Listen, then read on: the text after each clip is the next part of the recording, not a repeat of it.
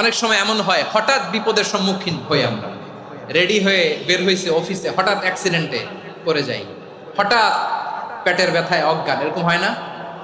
আপনাদের হয় না? বিষ্ণু ইসলাম বলেন, আকস্মিক দুর্ঘটনার বিপদ থেকে যদি কেউ বাঁচতে চায়, সকাল সন্ধ্যা যেন প্রত্যেকে এই দোয়াটা পড়ে।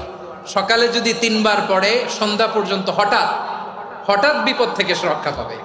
Two be protected from sudden calamity, sudden disaster, sudden calamity, হঠাৎ বিপদ, হঠাৎ ভয়ঙ্কর কোন আকস্মিক বিপদ থেকে আল্লাহ বাঁচায় দিবে। সকালে পড়লে সন্ধ্যা পর্যন্ত প্রোটেক্টেড, সন্ধ্যাবেলায় যদি 3 বার পরে সকাল পর্যন্ত প্রোটেক্টেড। সুবহানাল্লাহ পড়ে। দোয়াটা কি? দোয়াটা হচ্ছে বিসমিল্লাহিল্লাযী লা ইয়াদুররু মা ইসমিহি শাইউন ফিল আরদি ওয়ালা ফিস সামাই ওয়া হুয়াস সামিউল আলিম। ছোট না? অনেক ছোট, মুখস্থ করবেন। বিসমিল্লাহিল্লাযী লা ইয়াদুররু মা ইসমিহি শাইউন ফিল আরদি ওয়ালা ফিস সামা। ওই আল্লাহর নাম নিচ্ছি, যে আল্লাহর নামের বরকতে আকাশ জমিনের কোনো কিছু কারো কোনো ক্ষতি সাধন করতে পারে না। তিনি সর্বশ্রোতা, সর্বজ্ঞ। সুবহানাল্লাহ পড়েন।